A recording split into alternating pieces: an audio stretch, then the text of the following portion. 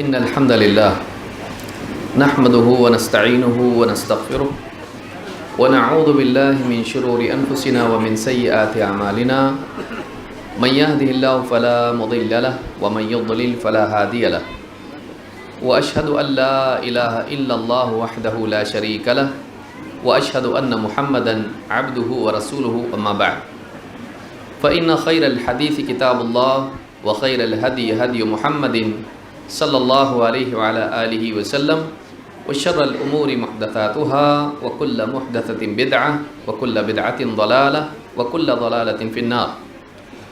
قال الله تبارك وتعالى محمد رسول الله والذين معه أشداء على الكفار رحماء بينهم. موقر علماء کرام، ہمارے جامعہ اسلامیہ مدینہ منورہ کے طلباء، جماعت و جمعیت کے ذمہ داران، قریب و بعید سے آنے والے ہمارے احباب، میرے محترم دینی بھائیوں اور قابل احترام اور بہنوں، عظمت صحابہ کے عنوان سے یہ ایک بہت ہی اہم اور مفید اور ضروری کانفرنس منعقد کی گئی، جس میں آج ہم سب حاضر ہیں، اور عصر کے بعد سے لے کر اب تک اتنے مفید اور اہم عناوین آپ نے سماعت فرمائے، جس میں صحابہ کا مقام، صحابہ کے بارے میں سلف کا موقف، صحابہ کے تعلق سے لوگوں کی تاریخی اعتبار سے غلطیاں، ان کی شان میں گستاخیاں، ان کا ایک سلسلہ، اسی طرح سے اہل بیت کون ہیں، ان کا مقام کیا ہے، اور اس سے متعلق کئی اور بھی عناوین تھے جن کو آپ نے سنا۔ سوال یہ پیدا ہوتا ہے کہ یہ سارے عناوین آج کیوں، اور خصوصاً آج جو عنوان میرے سامنے بھی ہے، مشاجرات صحابہ سے متعلق سلف کا موقف، یہ سارے عناوین، ان پر گفتگو کرنے کی ضرورت کیا ہے؟ آج میڈیا کا دور ہے، اور ملکوں کی حدیں بات سننے کے اعتبار سے، لوگوں کی باتیں سننے کے اعتبار سے ختم ہو گئی ہیں۔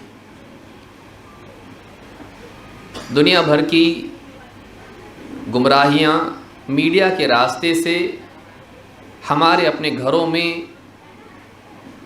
اور ہمارے دلوں میں داخل ہونے کی کوشش کر رہی ہیں۔ عقیدے کا بگاڑ، دین سے دوری، الحاد، کفر، شرک، بے دینی، لا دینیت، الحاد،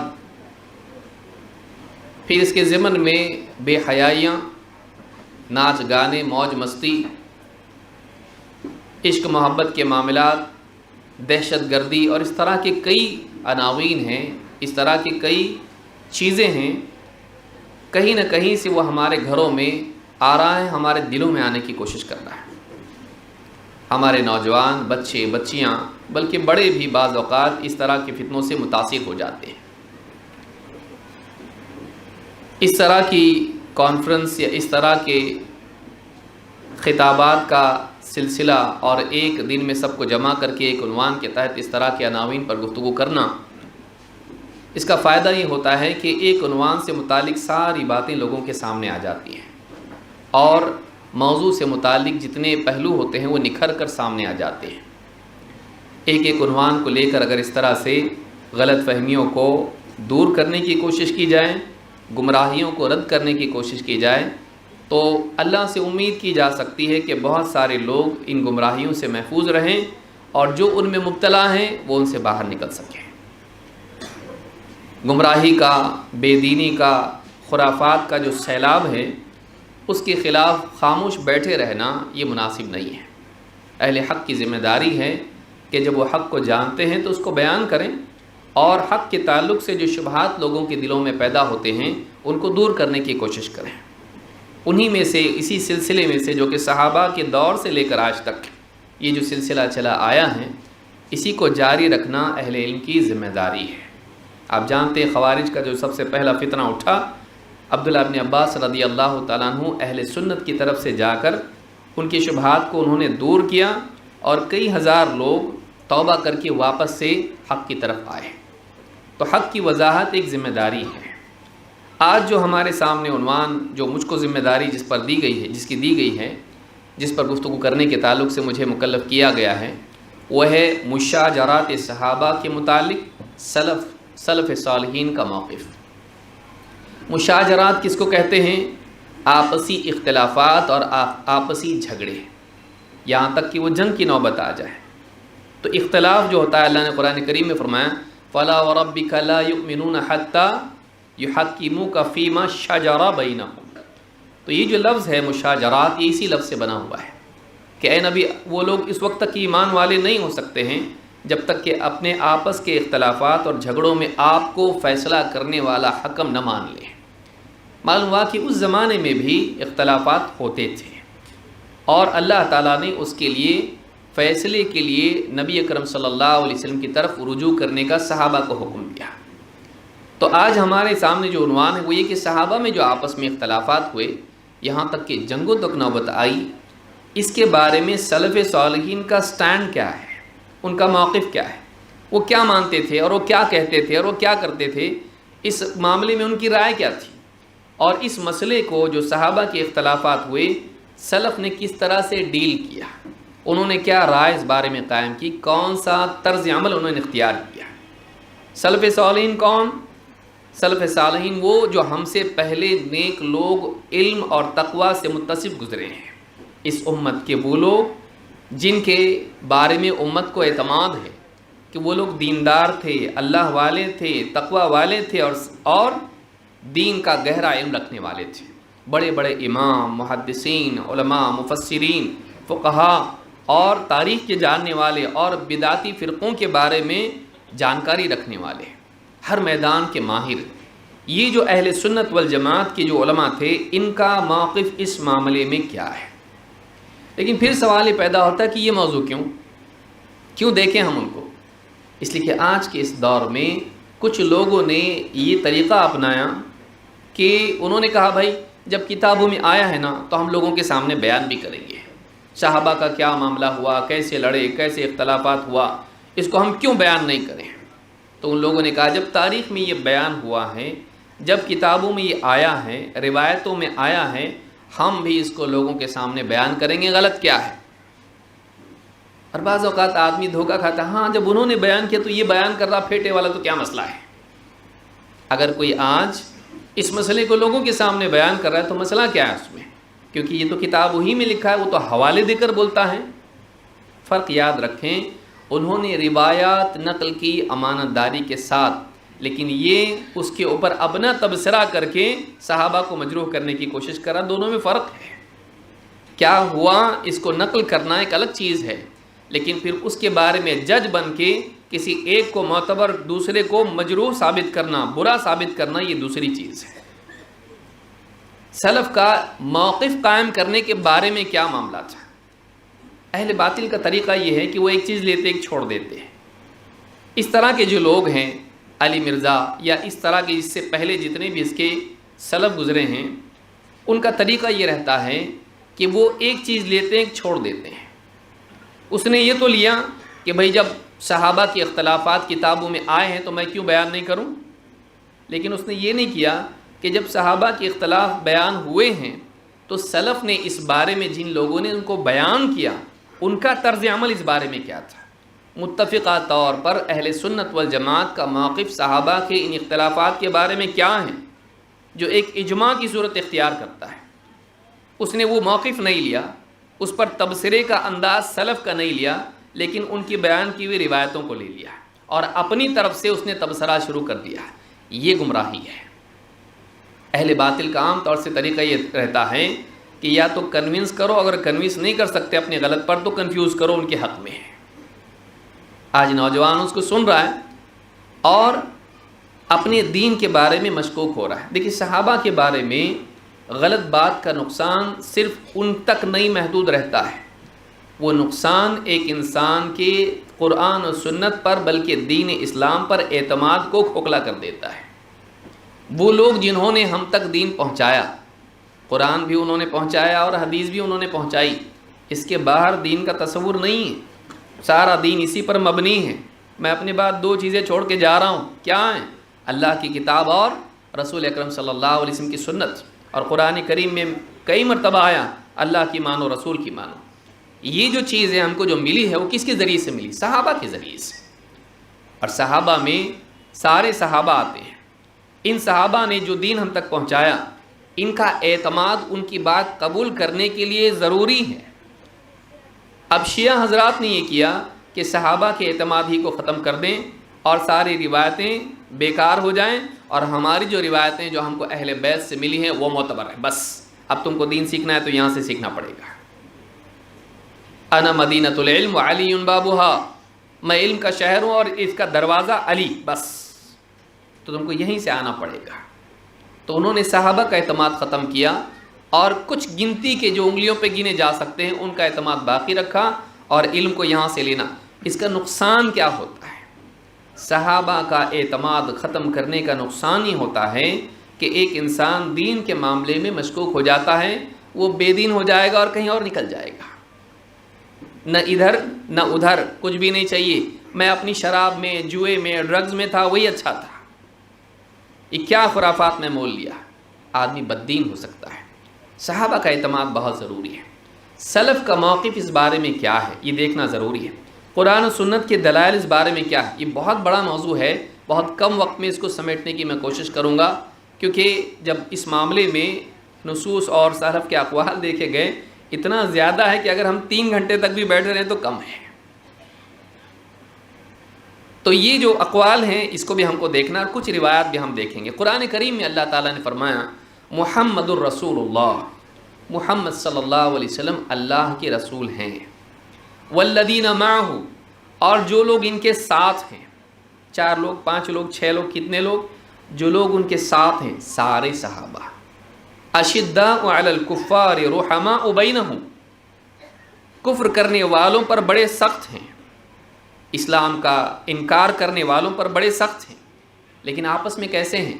رحماء بینہم، آپس میں ایک دوسرے کے لیے بڑے رحیم ہیں۔ یہ نہیں کہا کہ نبی کی وفات تک رحیم ہے بعد میں نہیں رہیں گے، ایسا کہا نہیں، ایک علی الاطلاق قیامت تک پڑھی جانے والی آیت ہے، سارے صحابہ کے بارے میں بغیر قید کے، نہ افراد کی قید ہے نہ زمانے کی قید ہے، علی الاطلاق کہا والذین معہ اشداء علی الکفار رحماء بینہم، کہ یہ کفار پر بڑے سخت ہیں لیکن آپس میں ایک دوسرے کے لیے کیسے ہیں؟ رحیم ہیں۔ اس سے معلوم ہوا کہ صحابہ کا اصل تعلق ایک دوسرے سے رحمت والا تھا، ان میں اختلافات ہونے کے باوجود وہ ایک دوسرے کے لیے رحیم تھے۔ یہ سورۃ الفتح کی آیت نمبر 29 ہے۔ اسی کے ساتھ ایک دوسرا نقطہ ہم کو جاننا ضروری ہے، وہ یہ کہ صحابہ کے اختلافات اور جنگوں کے باوجود بھی وہ آپس میں ایک دوسرے کے بھائی تھے، اور اللہ تعالیٰ نے اس کو قرار دیا ہے کہ اگر آپس میں مسلمانوں میں جنگ بھی ہو جائے 2 طبقوں کے درمیان، تب بھی اسلامی اخوت اس سے ختم نہیں ہو جاتی ہے، اسلامی بھائی چارہ ختم نہیں ہو جاتا ہے۔ اللہ تعالیٰ قرآن کریم میں فرماتا ہے وَإِن طَائِفَتَانِ مِنَ الْمُؤْمِنِينَ اقْتَتَلُوا فَأَصْلِحُوا بَيْنَهُمَا، اگر اہل ایمان میں سے 2 گروہ آپس میں لڑ پڑیں تو ان دونوں کے درمیان اصلاح کرو، صلح کرواؤ۔ فَإِن بَغَتْ إِحْدَاهُمَا عَلَى الْأُخْرَى فَقَاتِلُوا الَّتِي تَبْغِي حَتَّى تَفِيءَ إِلَى أَمْرِ اللَّهِ، صلح کرانے کی کوشش کے بعد بھی اگر ان میں سے ایک دوسرے پر بغاوت کر دیں، سرکشی کریں یا اس کے خلاف لڑنے لگیں، فَقَاتِلُوا الَّتِي تَبْغِي حَتَّى تَفِيءَ إِلَى أَمْرِ اللَّهِ، تو جس نے بغاوت کی ہے اس سے لڑو یہاں تک کہ واپس وہ اللہ کے حکم کی طرف لوٹ آئے۔ فَإِن فَاءَتْ فَأَصْلِحُوا بَيْنَهُمَا بِالْعَدْلِ وَأَقْسِطُوا، اگر وہ واپس اللہ کے حکم کی طرف لوٹ آئے، جو بغاوت کرنے والی جماعت تھی، گروہ تھا، واپس لوٹ آئے، فَأَصْلِحُوا بَيْنَهُمَا بِالْعَدْلِ، تو واپس لوٹ آنے کے بعد ان دونوں کے درمیان عدل کے ساتھ صلح کرواؤ، وَأَقْسِطُوا، اور عدل و انصاف کا معاملہ کرو، إِنَّ اللَّهَ يُحِبُّ الْمُقْسِطِينَ، اللہ تعالیٰ عدل و انصاف کرنے والوں سے محبت کرتا ہے۔ آگے کیا ہے؟ اب سارے جنگ کا سیناریو ہے، اس میں قید تو کسی کی نہیں ہے، سارے مسلمانوں کے بارے میں بولا جا رہا ہے۔ کہ دو اگر لڑ پڑیں صلح کرو، صلح کے بعد بھی پھر سے چڑھائی کرے ایک دوسرے کے اوپر تو لڑو اس سے یہاں تک کہ واپس لوٹ آئے حق کی طرف۔ اور آخر میں کیا کہا جا رہا ہے اتنا سب کچھ ہو جانے کے بعد؟ انما المؤمنون اخوۃ فاصلحوا بین اخویکم، اہل ایمان آپس میں ایک دوسرے کے بھائی ہیں، اہل ایمان آپس میں ایک دوسرے کے بھائی ہیں تو اپنے بھائیوں کے درمیان صلح کروا دیا کرو۔ واتقوا اللہ لعلکم ترحمون، اور اللہ سے ڈرتے رہو تاکہ تم پر رحم کیا جائے۔ یہ سورۃ الحجرات کی آیت نمبر 9 اور 10 ہے۔ اس سے معلوم ہوتا ہے کہ آپسی جنگ کے باوجود اسلامی اخوت ختم نہیں ہوتی۔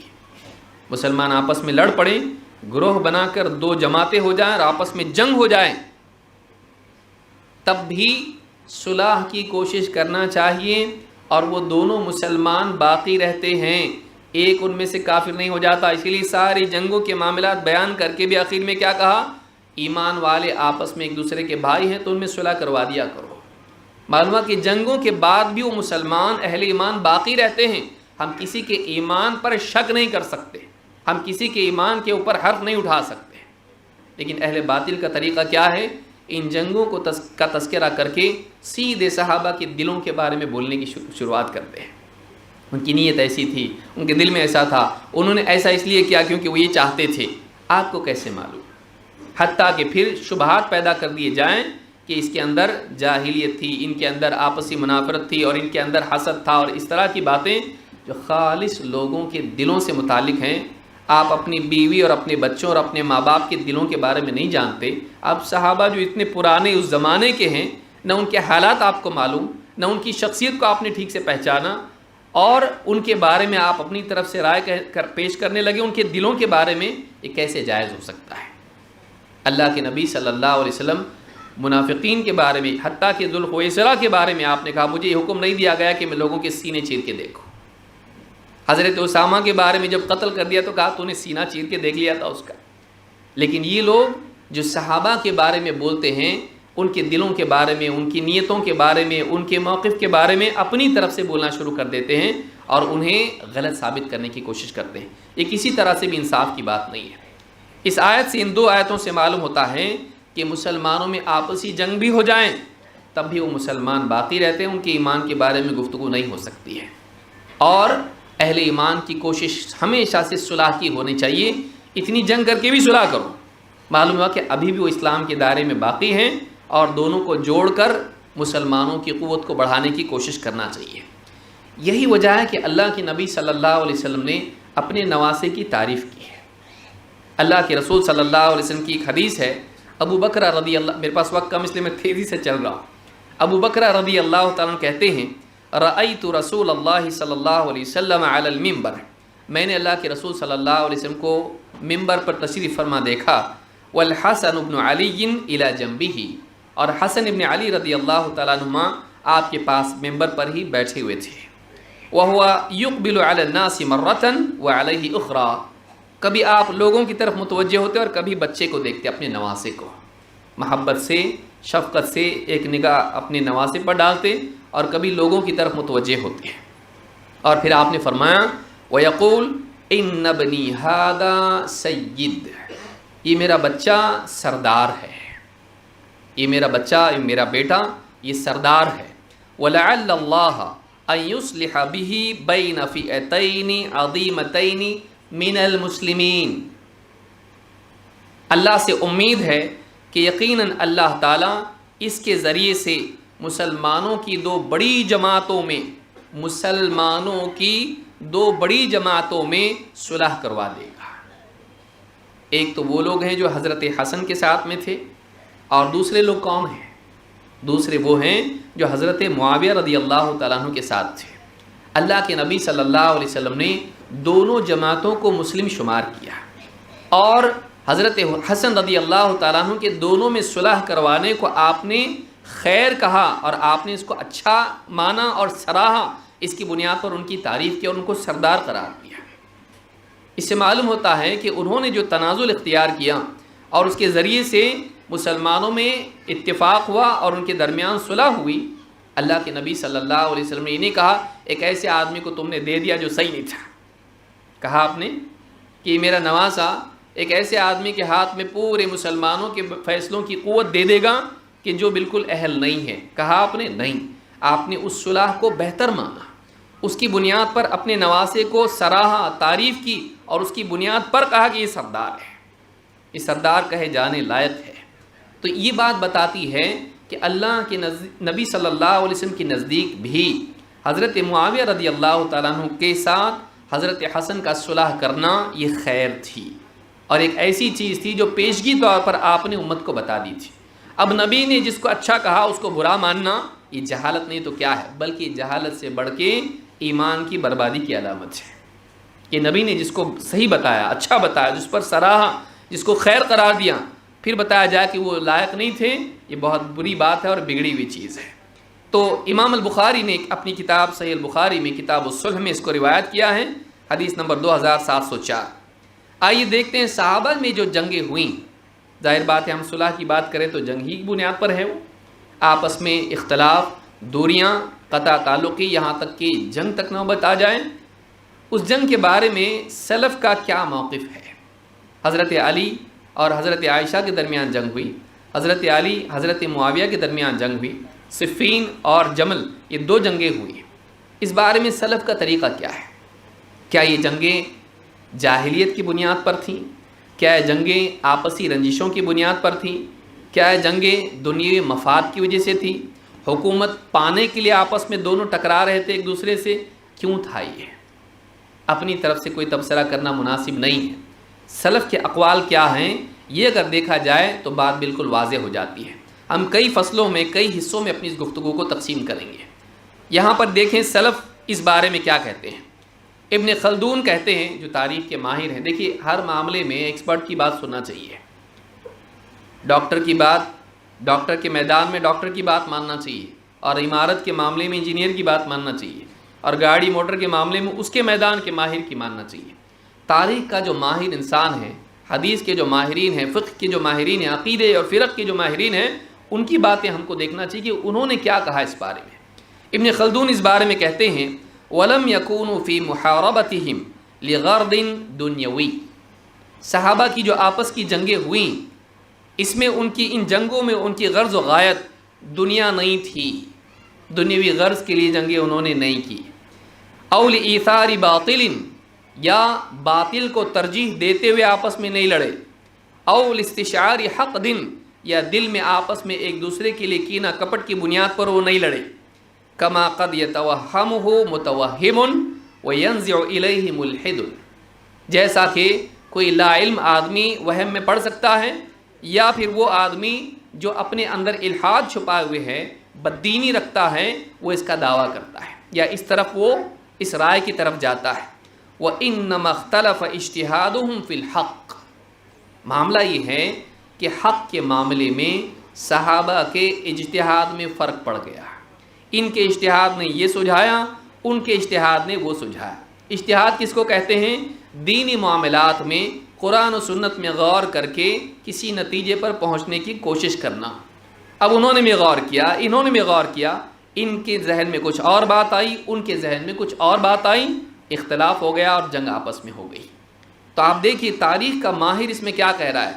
ان کی جنگیں دنیاوی غرض سے نہیں تھی، ان کی جنگیں آپس کی دشمنی اور ذاتی دشمنی، پرسنل ان کا کچھ نہیں تھا اس کے اندر. تو یہ کہنا کہ ان کے دل میں ان کے لیے برائی تھی اور ان کے پاس ان کو دنیا چاہیے تھی، اس طرح سے حضرت معاویہ پر یا کسی اور صحابی پر، حضرت علی پر یا حضرت عائشہ پر اس طرح کی تہمت لگانا یہ جہالت ہے. سلف کا یہ موقف نہیں ہے. اسی طرح سے صحابہ جنگوں کے باوجود بھی آپس میں ایک دوسرے کا اعتراف کرتے تھے. آج ان کے بارے میں بات کرنے والا ان کے مقام کا اعتراف نہیں کر رہا ہے. آئیے دیکھتے ہیں کیا ہے.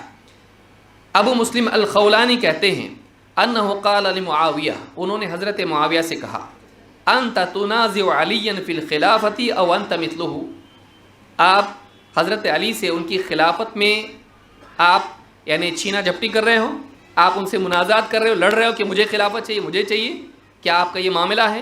او انت مثلہ، یا آپ یہ سمجھتے ہیں کہ آپ ان کے برابر ہیں، ان کی طرح ہیں، ان کی طرح مقام میں ہیں؟ قال لا، حضرت معاویہ نے، اب دیکھیے کون بیان کرتا ہے روایت سے، حضرت معاویہ نے کہا نہیں، نہ میں اپنے آپ کو ان کی طرح اہل سمجھتا ہوں اور نہ میں خلافت میں ان سے لڑ رہا ہوں. لا قال لا وإني لأعلم أنه أفضل مني وأحق بالأمر. میں اس بات کو اچھی طرح جانتا ہوں کہ وہ مجھ سے افضل ہیں اور خلافت کے امر کے، خلافت کے معاملے کے زیادہ حقدار ہیں. وَلَكِنْ أَلَسْتُمْ تَعْلَمُونَ أَنَّ عُثْمَانَ قُتِلَ مَظْلُومًا. لیکن کیا تم یہ بات نہیں جانتے کہ حضرت عثمان رضی اللہ تعالیٰ عنہ مظلوم قتل کیے گئے؟ وہ قتل کیے گئے تو مظلوم تھے. وَأَنَا ابْنُ عَمِّهِ، اور میں ان کے چچا کا بیٹا ہوں. وَوَلِيُّهُ، اور میں ان کا ولی ہوں، میں ان کے گھر والا ہوں، خاندان والا ہوں، متعلق ہوں. اطلب بدمه، میں تو بس ان کے خون کا مطالبہ کر رہا ہوں. اس کو امام ابن حجر رحمہ اللہ نے فتح الباری میں روایت کیا ہے اور کہا کہ اس کی سند جید ہے. آپ دیکھیں اس قول سے معلوم ہوتا ہے کہ حضرت معاویہ کو خلافت کے معاملے میں کوئی جھگڑا نہیں تھا حضرت علی سے، اور وہ اپنے کو حضرت علی سے افضل تو کیا ان کے مثل بھی نہیں مانتے تھے. ان کے دل میں ان کے لیے برائی نہیں تھی، وہ ان کو افضل ہی مانتے تھے. لیکن ان کا مسئلہ یہ تھا کہ حضرت عثمان کے قتل کا بدلہ لینا چاہیے. حضرت علی کے نزدیک کچھ مصلحتیں تھیں، اس بنیاد پر انہوں نے وہ نہیں کیا. لیکن یہ معاملہ نہیں تھا کہ ان کے دل میں ان کے لیے برائی تھی. یہ روایتیں آپ کے سامنے کون بیان کیا؟ آج تک کوئی بیان کیا؟ جو حضرت معاویہ پر طعن کرنے والے اس کو کیوں بیان نہیں کرتے ہیں؟ اور آگے بڑھتے ہیں. مغیرہ رضی اللہ تعالیٰ کہتے ہیں لما جاء خبر قتل علی الی معاویہ جعل یبکی. حضرت علی کی وفات کی خبر جب حضرت معاویہ کے پاس آئی تو وہ رونے لگے. فقالت له امرأته اتبکیہ وقد قاتلتہ، آپ رو رہے ہو جبکہ آپ نے ان سے جنگ کی ہے. فقال ویحک انک لا تدرین ما فقد الناس من الفضل والفقہ والعلم. اپنی بیوی سے کہا تیرا برا ہو، تجھ کو نہیں معلوم ہے لوگوں کا کتنا نقصان ہوا ہے فضیلت کے اعتبار سے، فقہ کے اعتبار سے اور علم کے اعتبار سے. کتنی بڑی شخصیت کھو دی لوگوں نے، کتنا علم اور فقہ کھو دیا لوگوں نے. حضرت علی کے ساتھ وہ سارا نبوی علم چلا گیا، وہ سارا گہرا علم چلا گیا، وہ بڑی شخصیت چلی گئی جو مسلمانوں کے لیے ایک بہت بڑا علم کا ذریعہ تھی. آپ دیکھیے یہ البدایہ والنہایہ میں امام ابن کثیر نے اس کو ذکر کیا ہے. دوسری طرف حضرت علی کو دیکھیے، یزید بن اسم کہتے ہیں سئل علی علی قتل یوم صفین. حضرت علی سے صفین میں جو قتل ہوئے تھے، صفین کیا ہے؟ صفین وہ جنگ ہے جو حضرت علی اور حضرت معاویہ کے درمیان ہوئی. اس میں جو لوگ قتل ہوئے ان کے بارے میں کیا حضرت علی سے پوچھا گیا. فقال قتلانا وقتلاہم فی الجنہ. ہمارے جو قتل ہوئے ان کے جو قتل ہوئے سب جنت میں. وَيَصِيرُ الْأَمْرُ إِلَيَّ وَإِلَى مُعَاوِيَةَ، اور بات میرے اور معاویہ کی طرف آنے والی ہے. امام ابن ابی شیبہ نے اپنی مصنف میں اس کو روایت کیا ہے. روایت نمبر اثر نمبر 40,688 اور اس کی سند صحیح ہے. سالم ابن عبید الاشجعی کہتے ہیں رأیت علی بعد صفین، میں نے صفین کے جنگ کے بعد حضرت علی کو دیکھا. وَهُوَ آخِذٌ بِيَدِي وَنَحْنُ نَمْشِي فِي الْقَتْلَى، میرا ہاتھ پکڑے وہ مقتولین کے درمیان چل رہے تھے. فجعل علی یستغفر لهم حتی بلغ قتل اہل الشام. حضرت علی رضی اللہ تعالیٰ عنہ ان کے درمیان سے گزرتے ہوئے ان کے لیے مغفرت کی دعا کر رہے تھے، یہاں تک کہ جو شام کے لوگ تھے جو ان کے خلاف تھے وہ قتل ہوئے تھے ان کے درمیان پہنچے. فقلت له یا امیر المؤمنین انا فی اصحاب معاویہ. کہتے ہیں امیر المؤمنین میں حضرت معاویہ کے ساتھ والوں میں سے تھا، میں ان میں سے ہوں. فقال علی انما الحساب علی وعلی معاویہ، حساب میرا اور معاویہ کا ہونے والا ہے، معاملہ ہماری طرف لوٹے گا. کا مطلب کیا ہے کہ قیامت کے دن ہم دونوں سے پوچھ ہونے والے اس معاملے میں. تم لوگوں کا اس میں قصور نہیں ہے. ان کے لیے جو قتل ہوئے اس جنگ میں طرفین میں دونوں مقتولین، دونوں کے لیے مغفرت کی دعا حضرت علی کر. یہ نہیں کر یہ جہنمی ہے، یہ ایسے لوگ ہیں جو بے دین ہو گئے اور خلیفہ کی مخالفت کی، نہیں، ان کے لیے بھی مغفرت کی دعا کی. نہ صرف مغفرت کی دعا کرتے رہے بلکہ کہا کہ یہ بھی جنت میں اور وہ بھی جنت میں ہے. آپ دیکھیے یہ ساری چیزیں کیا ہیں. حضرت علی رضی اللہ تعالیٰ کا یہ قول امام ابن عساکر نے تاریخ دمشق میں روایت کیا ہے. اب صحابہ کے، اب یہ دیکھیے دونوں جو ہیں حضرت معاویہ حضرت علی کا اعتراف کر رہے ہیں. حضرت علی رضی اللہ تعالیٰ عنہ جنگ ہونے کے باوجود بھی ان لوگوں کے بارے میں جو اس میں قتل ہوئے جنت کا فیصلہ دے رہے ہیں.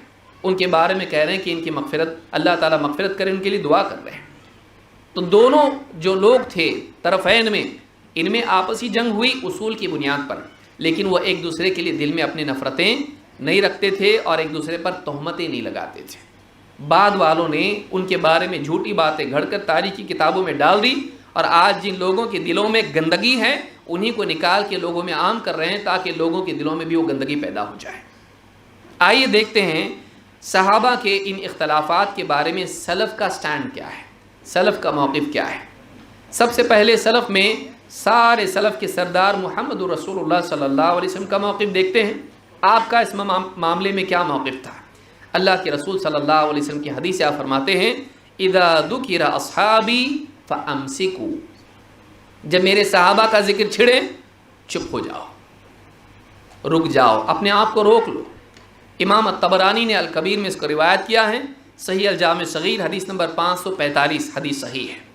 اس حدیث کی شرح میں علامہ صنعانی رحمہ اللہ کہتے ہیں، ان کی کتاب التنویر شرح الجامع صغیر میں کہتے ہیں اذا ذکر اصحابی ای ذکر ما شجر بینہم من الاختلافات، میرے صحابہ کا ذکر چھڑے تو چپ رہو۔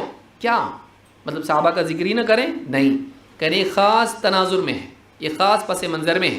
جب میرے صحابہ کے درمیان جو اختلافات اور جھگڑے ہوئے، جنگیں ہوئیں، جب اس کا تذکرہ نکلے تو کیا کرو؟ فَأَمْسِكُوا عَنِ الْخَوْضِ فِي ذَلِكَ فَإِنَّهُ يَنْشَأُ عَنْهُ مَا لَا يُحْمَدُ مِنَ الْخَوْضِ، اس میں زیادہ اپنی طرف سے گفتگو کرنے سے، بال کی کھال نکالنے سے بچو، کیونکہ اس چیز سے، اس کام سے، اس کوشش سے ایسی چیزیں پیدا ہوں گی جو پسندیدہ نہیں ہیں۔ بولتے بولتے آدمی ایسا بول جائے گا جس سے آخرت میں جہنم میں اس کا مقام بن جائے گا۔ تو یہاں پر آپ دیکھیں کہ حدیث میں خود اللہ کے نبی صلی اللہ علیہ وسلم نے اس سے ہم کو منع کیا ہے کہ جب صحابہ کے آپسی اختلافات کا تذکرہ چھڑے تو اس میں ہم کو خاموش رہنا زیادہ بہتر ہے۔ جحشفہ ابن علا کہتے ہیں کان عمر ابن عبدالعزیز اذا سئل عن صفین والجمل، حضرت عمر ابن عبدالعزیز مسلمانوں کے خلیفہ گزرے ہیں، سلف میں سے بہت اونچا مقام ان کا ہے، اور عمر ثانی بھی ان کو کہا جاتا ہے۔ عمر ابن عبدالعزیز رحمۃ اللہ علیہ سے پوچھا گیا اذا سئل عن صفین والجمل، جب ان سے جنگ صفین اور جنگ جمل کے بارے میں پوچھا جاتا تو کہتے امر اخرج اللہ یدی منہ، اللہ تعالیٰ نے میرے دونوں ہاتھوں کو اس جنگ میں شریک ہونے سے بچائے رکھا، باہر نکال دیا۔ لا ادخل لسانی فیہ، میں اپنی زبان اس معاملے میں نہیں گھسیڑنا چاہتا، جس معاملے سے اللہ تعالیٰ نے میرے ہاتھوں کو محفوظ رکھا اس معاملے میں اپنی زبان سے میں دخل اندازی نہیں کرنا چاہتا، یعنی اس معاملے میں میں نہیں بولنا چاہتا۔ تو آپ دیکھیں سلف کا موقف یہ تھا کہ اس معاملے میں، صحابہ کی جنگوں کے معاملے میں ہم کمنٹ کرنے والے نہ بنے۔ نقل کرنا الگ ہے، کمنٹ کرنا الگ ہے۔ یہ کمنٹ کرنے والے لوگ ہیں جو سارا فساد کرتے ہیں۔ کیوں؟ اس لیے کہ کمنٹ کے ذریعے سے کسی بھی چیز کو کوئی بھی رنگ دیا جا سکتا ہے۔ ایک چیز ہوتی کچھ ہے لیکن جب آدمی اس پر کمنٹ کرتا ہے تو اس کا رنگ ہی بدل جاتا ہے، کیونکہ دیکھنے والا کمنٹ کی عینک سے اس کو دیکھتا ہے۔ بھئی آپ ایک واقعہ دیکھ رہے ہیں، سامنے آپ کے ہو رہا ہے، آپ کو ایک چشمہ پہنا دیا جائے، اب چشمے میں سے جو رنگ ہیں سارے چشمے کے رنگ میں سے وہ دکھنا شروع ہو جاتا ہے۔ تو جن لوگوں نے اس پر کمنٹ کیا، سلف نے کہا نہیں، اس پر کمنٹ نہیں کرنا چاہیے، یعنی نیگیٹو کمنٹ نہیں کرنا چاہیے، منفی اس پر تبصرے نہیں کرنا چاہیے۔ السنہ میں امام ابو بکر الخلال نے اس کو روایت کیا ہے، روایت نمبر 717۔ نعیم ابن حماد کہتے ہیں سمعت ابن المبارک یقول السیف الذی وقع بین الصحابۃ فتنہ، اس لفظ کو یاد رکھیں آپ۔ عبداللہ ابن مبارک رحمۃ اللہ علیہ فرماتے ہیں کہ السیف الذی وقع بین الصحابہ، صحابہ کے درمیان جب تلواریں میان سے باہر آ گئیں اور جنگ چھڑ گئی، یہ فتنہ تھا۔ یہ کیا تھا؟ فتنے کے حالات تھے۔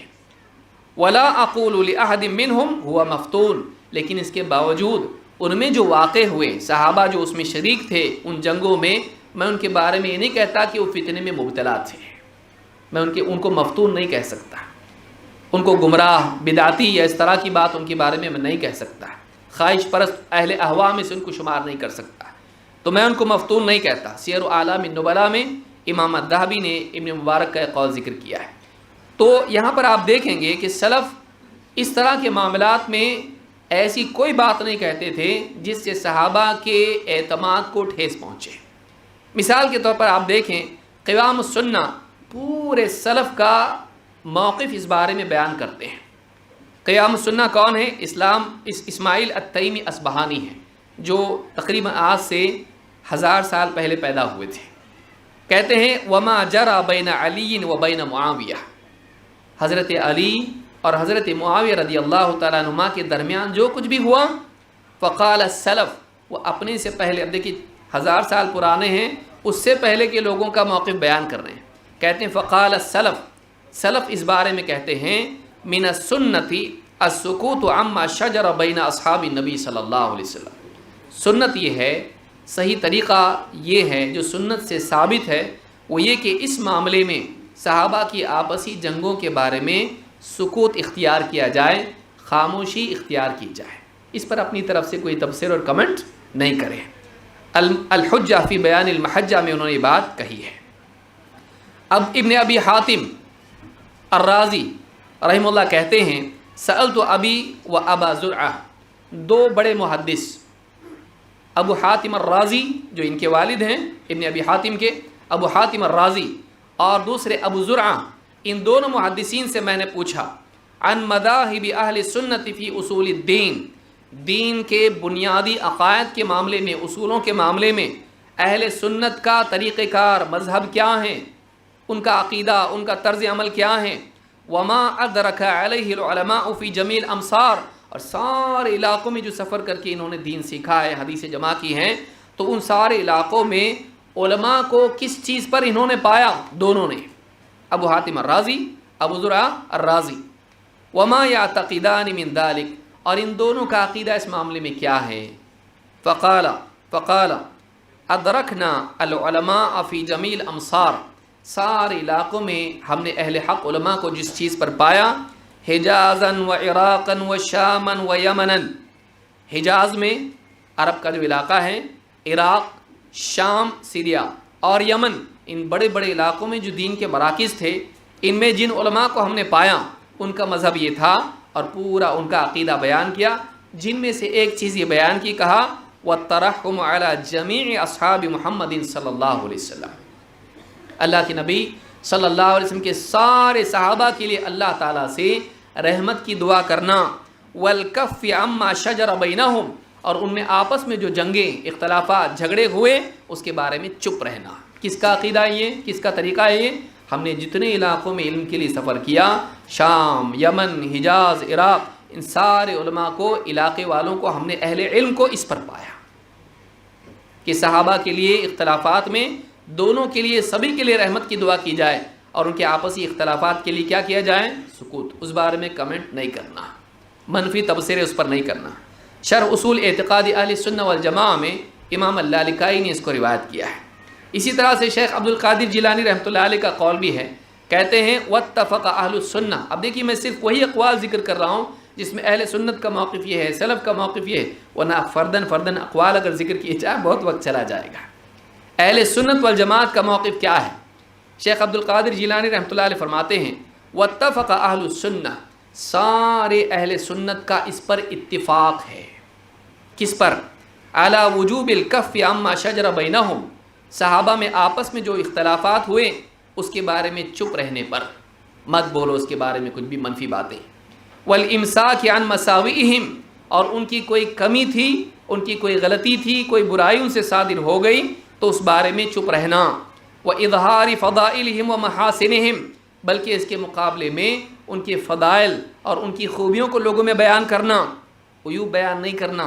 بے عیب کوئی بھی نہیں دنیا میں، ہر انسان میں کچھ نہ کچھ کمی ہوتی ہے، انبیاء ہوتے ہیں جو اعلیٰ ترین ہوتے ہیں، باقی سارے انسان کچھ نہ کچھ غلطی ان سے ہوتی ہے۔ کہا کہ وَإِظْهَارِ فَضَائِلِهِمْ وَمَحَاسِنِهِمْ وَتَسْلِيمِ أَمْرِهِمْ إِلَى اللَّهِ عَزَّ وَجَلَّ، اور ان کے معاملے کو اللہ عز و جل کی طرف پھیر دینا، اللہ تعالیٰ بہتر فیصلہ کرنے والا ہے، ہم کیوں کمنٹ کر کے فیصلہ کریں ان کے بارے میں؟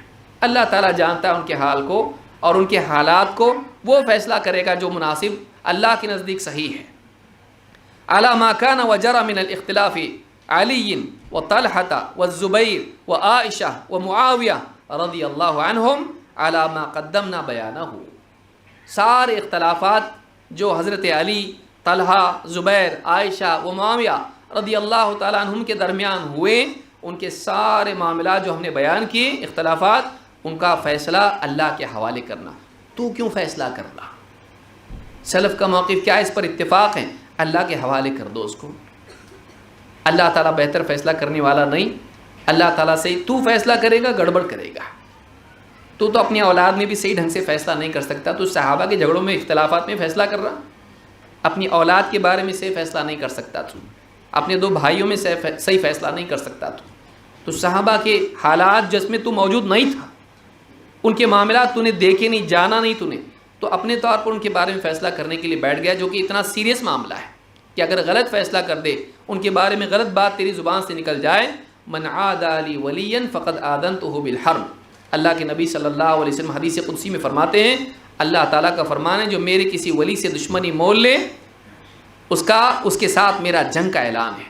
کیوں اللہ کے ساتھ جنگ کا معاملہ چھیڑ رہا ہے؟ کیوں اللہ تعالیٰ کو جنگ کے لیے للکار رہا ہے؟ صحابہ کے بارے میں برا نہیں بولنا۔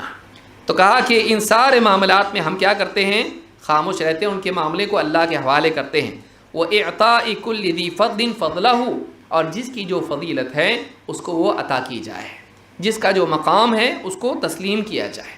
تو ان کے مقام کو تسلیم کرنا، ان کے فضائل کو بیان کرنا، ان کی کمی کوتاہی جو ہوئی اس کو ایجنڈا بنا کے لوگوں کے سامنے بیان نہیں کرنا، بلکہ اس سے کیا کرنا؟ سکوت اختیار کرنا۔ متفقہ طور پر سلف کا موقف، اہل سنت کا موقف شیخ عبد القادر جیلانی رحمۃ اللہ علیہ بیان کر رہے ہیں اپنی کتاب الغنیہ لطالب طریق الحق میں، جس کو غنیۃ الطالبین کہتے ہیں، اس میں انہوں نے اس کو بیان کیا ہے۔ ابو عثمان الصابونی کہتے ہیں، یرون، سلف کا موقف بیان کرتے ہیں، کہتے ہیں یرون الکف عما شجر بین اصحاب رسول اللہ صلی اللہ علیہ وسلم۔ سلف کے نزدیک یہی رائے ہے کہ صحابہ رسول صلی اللہ علیہ وسلم کے صحابہ کے درمیان جو اختلافات ہوئے، جو جنگیں ہوئیں، ان کے بارے میں خاموشی اختیار کی جائے، زبان کو روکا جائے۔ وتطہیر الالسنۃ عن ذکر ما يتضمن عیبا لهم ونقصا فیہم، اور اپنی زبان کو ایسی گفتگو سے پاک رکھا جائے جس سے صحابہ کی شان میں عیب یا ان کی ذات میں نقص پیدا ہوتا ہو، صحابہ کی شبیہ بگڑتی ہو، ان کی شخصیت عیبدار اور ناقص بن کے سامنے آتی ہو، ایسی بات سے اپنی زبان کو پاک رکھنا چاہیے۔ یہ کس کا ہے؟ سلف کا موقف ہے۔ اس کو ابو عثمان الصابونی نے عقیدۃ السلف اصحاب الحدیث میں اس کو ذکر کیا ہے۔ سلف اور اہل حدیث کا عقیدہ یہ ہے، ہمیشہ سے یہ رہا ہے، اس کو بیان کر رہے ہیں۔ سارے لوگ بول رہے ہیں زبان روکو، زبان روکو، زبان روکو۔ یہ صاحب پھیٹے والے کیا بولتے ہیں؟ نہیں، میں روکوں گا نہیں، میں نہیں روکوں گا۔ کیوں؟ اس لیے کہ میں لوگوں کے سامنے حق بات بیان کروں گا۔ یہ سارے لوگ ناحق لوگ تھے، ان کو نہیں معلوم تھا، انہی کی کتابوں سے چرا چرا کے لوگوں کے سامنے بیان کر رہا ہے، تو روایات بیان کر رہا ہے لیکن ان کا موقف بیان نہیں کر رہا ہے۔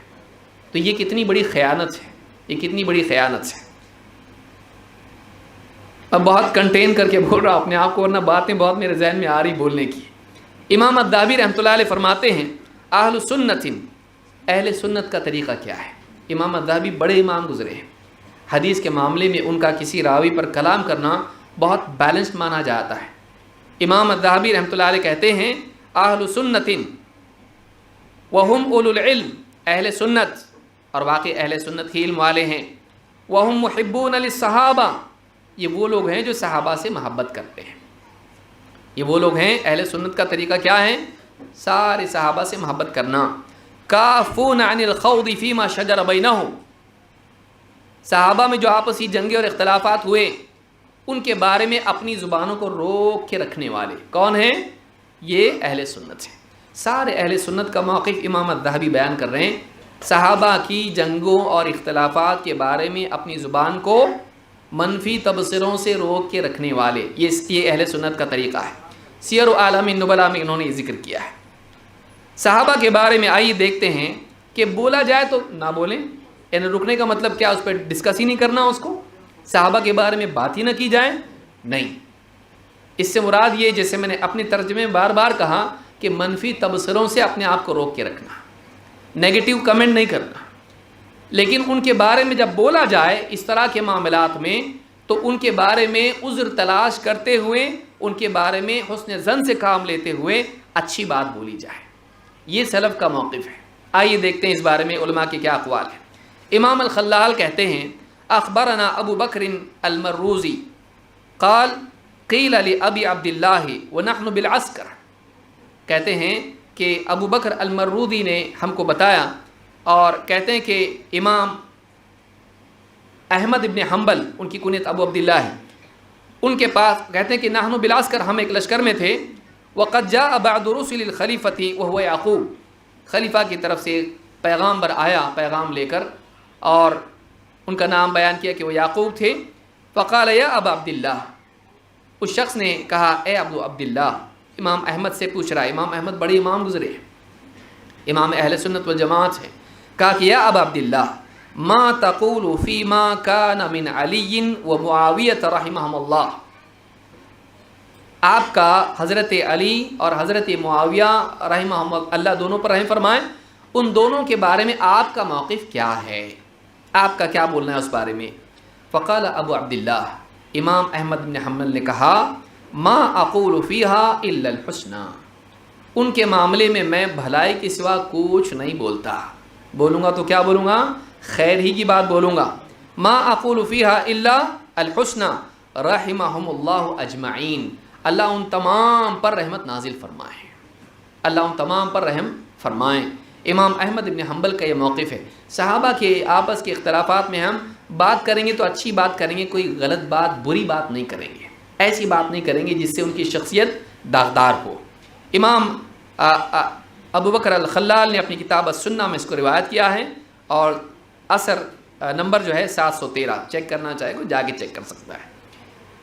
شیخ الاسلام محمد ابن عبد الوہاب رحمہ اللہ کا موقف اس میں کیا ہے؟ سبھی ان کو جانتے ہیں، جنہوں نے شرک کو اکھاڑ کے پھینکا عرب سے، بدعات کو ختم کرنے کی مہم چلائی. ان کا موقف کیا ہے؟ کہتے ہیں وہ اجمع اہل السنہ، سارے اہل سنت کا اجماع ہے، اجمع اہل السنہ علی السکوت عما شجر بین الصحابہ رضی اللہ عنہم. صحابہ کے درمیان جو اختلافات ہوئے، جو جنگیں ہوئیں، ان کے بارے میں خاموش رہنے کا اہل سنت والجماعت کا اتفاق ہے. نہیں بولنا اس بارے میں، منفی باتیں نہیں کرنا. ولا یقال فیہم الا الحسنى. ان کے بارے میں بولے اگر آدمی تو بھلی بات بولے، ان کے بارے میں کوئی بری بات نہیں بولے. فمن تکلم فی معاویہ او غیرہ من الصحابۃ فقد خرج عن الاجماع. کہتے جو آدمی حضرت معاویہ یا کسی اور کے بارے میں کوئی منفی بات کریں، وہ اس اجماع سے باہر نکل گیا، اس اجماع سے باہر نکل گیا. سارے سلف کا، اہل سنت کا اجماع ہے کہ صحابہ کے بارے میں منفی بات نہیں کرنا، اور اگر بولنا ہی ہے تو بھلی بات بولو. بھلی بات سے مراد ان کے لیے عذر تلاش کریں، ان کے لیے اللہ سے رحمت کی دعا کریں، ان سے اللہ کے لیے مغفرت کی دعا کریں، اس طرح کی بات کریں. منفی بات کرنا اہل سنت کے اجماع سے خارج ہے ایسا آدمی. مختصر سیرت الرسول میں انہوں نے یہ بات کہی ہے. صحابہ کے بارے میں بدزبانی کرنا، اس کے بارے میں سلف کا طرز عمل کیا تھا؟ بہت ساری روایتیں، میں کچھ باتیں اس میں سے بیان کرتا ہوں. اللہ کے نبی صلی اللہ علیہ وسلم کی حدیث اس بارے میں ہے. آپ نے فرمایا من سب اصحابی فعلیہ لعنۃ اللہ والملائکۃ والناس اجمعین. جو میرے صحابہ کو برا کہیں، گالی دیں، ان پر طعن کریں، یا ان کی شان کو گھٹانے والی بات ان کے بارے میں کہے، ان کی تذلیل کی بات ان کے بارے میں کریں، من سب اصحابی فعلیہ لعنۃ اللہ والملائکۃ والناس اجمعین، اس پر اللہ کی لعنت، فرشتوں کی لعنت، سارے لوگوں کی لعنت. ایسا آدمی جو صحابہ کی شان کو گھٹاتا ہے، ان کے اعتماد کو ختم کرتا ہے، ان کے بارے میں بری بات کرتا ہے، ایسا آدمی اللہ تعالیٰ کی لعنت کا حقدار بنتا ہے. اللہ کی لعنت کا مطلب کیا ہے؟ اللہ کی رحمت سے دوری، اللہ کی رحمت سے دوری. اور نہ صرف اللہ کی لعنت اس پر ہے، بلکہ فرشتوں کی بھی، اور اہل ایمان کی، اہل حق کی، سارے لوگوں کی لعنت اس پر ہے. امام الطبرانی نے الکبیر میں اس کو روایت کیا ہے. سید جامع صغیر حدیث نمبر 6285، حدیث حسن ہے. عروہ کہتے ہیں قالت لی عائشہ، حضرت عائشہ کا تذکرہ بھی اس میں آنا چاہیے. حضرت عائشہ کے بارے میں عروہ کہتے ہیں قالت لی عائشہ یا ابن اختی، حضرت عائشہ نے مجھ سے کہا کہ اے میری بہن کے بیٹے، اے میرے بھانجے، یا ابن اختی، उमिरू अन यस्तगफिरू लि अस्हाबिन नबी सल्लल्लाहु अलैहि वसल्लम, लोगों को हुक्म तो ये दिया गया था कि वो अल्लाह के नबी सल्लल्लाहु अलैहि वसल्लम के सहाबा के लिए मग़फ़िरत की दुआ करें। अल्लाह का हुक्म तो लोगों को ये था कि वो सहाबा के लिए मग़फ़िरत की दुआ करें। उमिरू अन यस्तगफिरू लि अस्हाबिन नबी सल्लल्लाहु अलैहि वसल्लम फसब्बूहुम, लेकिन उन्होंने सहाबा को गालियाँ देनी शुरू कर दी। हुक्म था मग़फ़िरत की दुआ का, लेकिन उन्होंने क्या किया, सहाबा को गालियाँ दी, उनके बारे में बुरा भला कहा। तो ये इमाम मुस्लिम ने किताबुल ईमान में इसको जिक्र किया है, हदीस नंबर 3022। हज़रत आयशा भी कहती थी कि लोगों को तो हुक्म ये था कि वो क्या करें, मग़फ़िरत की दुआ करें, लेकिन उन्होंने अलल इतलाक़ सहाबा को क्या किया, गालियाँ बकी। ये इशारा है उस आयत की तरफ मग़फ़िरत की दुआ करने का, और अहले ईमान का तरीक़ा ये है, सलफ़ का तरीक़ा ये है, अहले सुन्नत का तरीक़ा ये है कि वो अपने से पहले जो गुज़रे हैं, ख़ास करके सहाबा, उनके लिए मग़फ़िरत की दुआ करते हैं। अल्लाह ताला कुरान करीम में फरमाता है वल्लदीन तबव्वउद्दार वल ईमान मिन क़ब्लिहिम, वो लोग जिन्होंने इनसे पहले घर यानी मदीना और अल ईमान, ये दोनों नाम मदीना के, अद्दार वल ईमान, इससे पहले जिन्होंने मदीना को आबाद किया, मदीना में जा बसे, युहिब्बून मन हाजर इलैहिम, वो इस बात को पसंद करते हैं, उन लोगों से मोहब्बत रखते हैं जो हिजरत करके उनके पास पहुँचे।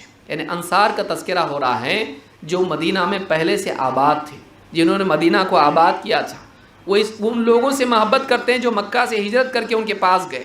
वला यजिदून फ़ी सुदूरिहिम हाजतम मिम्मा ऊतू, और जो नबी सल्लल्लाहु अलैहि वसल्लम इन सहाबा को अता करते हैं, उनकी अताओं को देखकर अपने दिल में उससे कोई तंगी महसूस नहीं करते। चाहे माल दिया जाए, ओहदा दिया जाए, वो अपने दिल में उसके लिए हसद, तंगी और नाराज़गी महसूस नहीं करते। जो भी ओहदा मिले कोई मसला नहीं, हमको नबी मिल गया बहुत बड़ी बात है, तो वो अपने दिल में उनके लिए कोई तंगी नहीं पाते। वयुसिरून अला अनफुसिहिम वलौ कान बिहिम खसासा, बल्कि उनका हाल तो ये है कि वो ज़रूरियात ज़िंदगी में अपने ऊपर दूसरों को तरजीह देते हैं, जबकि ख़ुद उनका हाल तंगी वाला होता है। वयुसिरून अला अनफुसिहिम वलौ कान बिहिम खसासा वमन युक़ शुह्ह नफ्सिही फ़उलाइका हुमुल मुफ़्लिहून, और जो नफ्स की लालच से बचा लिया गया, यही लोग कामयाब होने वाले हैं। अब एक हाल तो बयान किया सहाबा का, उसके बाद वालों के बारे में क्या है। अल्लाह फरमाता वल्लदीन जाऊ मिन बादिहिम, और फिर वो लोग भी जो उनके बाद आए, क़यामत तक के आने वाले अहले ईमान। वल्लदीन जाऊ मिन बादिहिम यक़ूलून रब्बना इग़फ़िर लना व लिइख़वानिना अल्लज़ीना सबक़ूना बिल ईमान, वो अल्लाह से दुआ करते हैं। अहले ईमान का तरीक़ा ये है, वो कहते हैं कि ए हमारे रब, हमारी मग़फ़िरत कर दे, और हमारे उन भाइयों की भी जो ईमान में हमसे पहले सबक़त ले गए, हमसे पहले ईमान ले आए। वला तजअल फ़ी क़ुलूबिना ग़िल्लन लिल्लज़ीना आमनू, और ए अल्लाह हमारे दिलों में ईमान वालों के लिए कोई खोट आने मत दे। वला तजअल फ़ी क़ुलूबिना ग़िल्लन लिल्लज़ीना आमनू रब्बना इन्नका रऊफ़ुर रहीम, ए हमारे रब तो बड़ा शफ़क़त वाला और नरमी वाला और रहम करने वाला है। ये सूरह अल हश्र की आयत नंबर 9 है। मालूम है कि अहले ईमान का तरीक़ा ये होता है कि अपने से पहले जो असलाफ़ गुज़रे हैं उनके बारे में मग़फ़िरत की दुआ करते हैं, और अपने दिल को हत्तल इम्कान कोशिश करते हैं, बल्कि अल्लाह ताला से दुआ करते हैं कि अल्लाह हमारे दिल में सलफ़ के लिए कोई खोट आने मत दे। सलफ़ के पहला तबका कौन सा है, जिनके बारे में अल्लाह के नबी सल्लल्लाहु अलैहि वसल्लम ने कहा खैरुन्नास क़र्नी, सबसे बेहतरीन वो लोग हैं जो मेरे दौर के हैं। तो सारे असलाफ़ के बारे में दुआ करते हैं कि अल्लाह जो हमसे पहले ईमान लाए, हमारे दिलों में उनके लिए खोट आने मत दे। अहले ईमान का तरीक़ा तो ये होना चाहिए। लेकिन इससे बढ़ के ज़ालिम कौन होगा, उस शख्स से बढ़ के ज़ालिम कौन होगा जो ख़ुद अपने दिल में खोट रखता हो और दूसरों के दिलों में भी खोट पैदा करने की कोशिश करें, अपनी गलत तफसीरों के ज़रिए से सहाबा के बारे में एतमाद को ख़त्म करने की कोशिश करें। तो इस आयत के बारे में आप देखें, हज़रत आयशा ने यही कहा, उनको हुक्म तो ये दिया गया था कि वह अहले ईमान के लिए, सहाबा के लिए मग़फ़िरत की दुआ करें, लेकिन उन्होंने क्या किया, उनको मजरूह करना शुरू कर दिया, उनका एतमाद ख़त्म करना शुरू कर दिया। इब्राहिम इब्न मैसरा कहते हैं मा रअयतु उमर इब्न अब्दुल अज़ीज़ दरब इंसानन क़त इल्ला इंसानन शतम मुआविया फ़इन्नहु दरबहु अस्वातन। अल-बिदाया व निहाया में इब्न कसीर ने इसको ज़िक्र किया है। کہتے ہیں میں نے کسی کو نہیں دیکھا، میں نے کبھی عمر ابن عبدالعزیز کو نہیں دیکھا کہ انہوں نے کسی کو مارا ہو، لیکن میں نے دیکھا کہ انہوں نے ایک ایسے آدمی کو کوڑے مارنے کا حکم دیا جس نے حضرت معاویہ کی شان میں گستاخی کی تھی۔ کیا حکم دیا؟ کوڑے لگاؤ اس کو۔ کس کو؟ جس نے حضرت معاویہ رضی اللہ تعالیٰ عنہ کو گالی دی، ان کو برا کہا، ان کی شان میں گستاخی کی۔ تو سلف کا یہ موقف تھا کہ وہ حضرت معاویہ کے بارے میں غلط بات سننے کو برداشت نہیں کرتے تھے۔ اسی طرح سے آپ دیکھیں ابو الحارث کہتے ہیں وجہنا رقعۃ الی ابی عبداللہ، ہم نے ایک چٹھی حضرت ابو عبداللہ یعنی کون؟ امام احمد ابن حنبل، ان کو دی اور کہا کہ ما تقول رحمک اللہ فی من قال، اللہ آپ پر رحم فرمائیں، آپ کا اس شخص کے بارے میں کیا کہنا ہے جو کہتا ہے لا اقول ان معاویہ کاتب الوحی، میں حضرت معاویہ کو کاتب الوحی نہیں مانتا، میں حضرت معاویہ کو وحی کا لکھنے والا نہیں مانتا، ولا اقول انہ خال المؤمنین، میں یہ بھی نہیں مانتا کہ حضرت معاویہ اہل ایمان کے مسلمانوں کے ماموں ہیں۔ حضرت معاویہ ام حبیبہ کے بھائی تھے، ام حبیبہ رضی اللہ تعالیٰ عنہ نبی صلی اللہ علیہ وسلم کی کیا ہیں؟ زوج محترمہ۔ تو کہا کہ میں یہ بھی نہیں مانتا کہ حضرت معاویہ اہل ایمان کے ماموں ہیں۔ فَإِنَّهُ أَخَذَهَا بِالسَّيْفِ غَصْبًا، اور انہوں نے جو حکومت اور خلافت حاصل کی، یہ کیسے حاصل کی؟ ہڑپی اور غصب کی، حضرت حسن سے چھین کے انہوں نے حاصل کی۔ حاکم بن بیٹھے۔ تین باتیں، میں انہیں کاتب الوحی نہیں مانتا، مسلمانوں کا ماموں نہیں مانتا، اور میں انہیں یہ مانتا ہوں ان کے بارے میں کہ انہوں نے وہ حاکم بن بیٹھے کیسے؟ ہڑپ کر کے حکومت کو۔ حضرت امام احمد بن حنبل نے اس کا جواب میں کیا کہا؟ فقال ابو عبداللہ ھذا قول سوء ردی، ایک دم گھٹیا بات ہے جو کہہ رہا ہے، ایک دم سڑی ہوئی بات ہے جو کہہ رہا ہے۔ یجانبون ہؤلاء القوم، ایسے لوگوں سے دور رہنا چاہیے۔ یجانبون ہؤلاء القوم ولا یجالسون، ان کے ساتھ بیٹھنا بھی نہیں چاہیے۔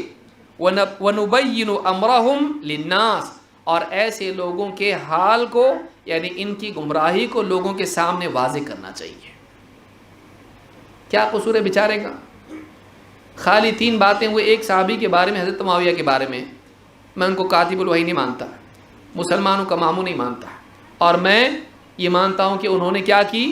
حکومت چھین لی، بس حاکم ایسی خود سے بن بیٹھے۔ جو آدمی یہ مانتا ہے، امام احمد ابن حنبل کہہ رہے ہیں ایسے آدمی کے ساتھ بیٹھنا بھی نہیں، اس کے بگاڑ کو، گمراہی کو لوگوں کے سامنے بیان کرنا، اور یہ بالکل گھٹیا بات ہے جو اس کی زبان سے نکل رہی ہے۔ ایسے لوگوں سے دور رہنا چاہیے۔ امام ابو بکر الخلال نے اپنی کتاب السنہ میں اس کو روایت کیا ہے۔ صحابہ کی جنگوں کے بارے میں سلف کا موقف کیا ہے؟ صحابہ کی جنگوں کے بارے میں آئیے دیکھتے ہیں سلف کیا موقف رکھتے تھے۔ قیس ابن عباد کہتے ہیں قلت لعلی، اب دیکھیے حضرت علی کا جو معاملہ تھا جنگ کرنے کا، ان کا اپنے بارے میں کمنٹ کیا ہے؟ انہوں نے جو جنگ کی وہ اجتہاد تھا یا نہیں، یا ان کے پاس قرآن کی کوئی آیت تھی، حدیث تھی جس کی بنیاد پر انہوں نے کہا لڑو ان سے، جیسے خوارج کے بارے میں تھا۔ خوارج کے بارے میں صاف اس بارے میں آپ کے لیے نبی صلی اللہ علیہ وسلم کا ارشاد تھا۔ لیکن کیا ان جنگوں میں جو صحابہ کے آپس کی ہوئی، حضرت علی کا اپنے بارے میں کیا موقف تھا؟